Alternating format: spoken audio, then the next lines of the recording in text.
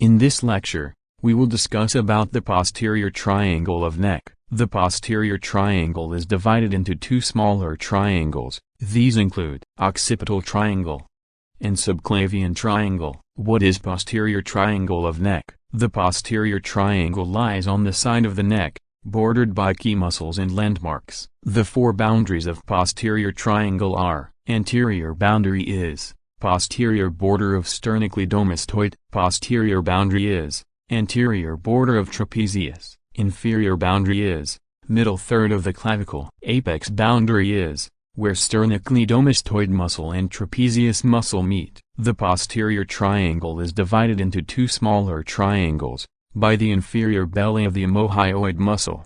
These include occipital triangle and subclavian triangle. We will discuss them one by one. Number 1. Occipital triangle. Its three boundaries are: anterior boundary is sternocleidomastoid muscle, posterior boundary is trapezius, inferior boundary is inferior belly of omohyoid. It has three contents: accessory nerve, cervical plexus branches, occipital artery and vein. Number 2. Subclavian triangle. It is also known as supraclavicular triangle. It has three boundaries: superior boundary is inferior belly of omohyoid, anterior boundary is sternocleidomastoid muscle, inferior boundary is clavicle. It has three contents: subclavian artery and vein, brachial plexus trunks, external jugular vein.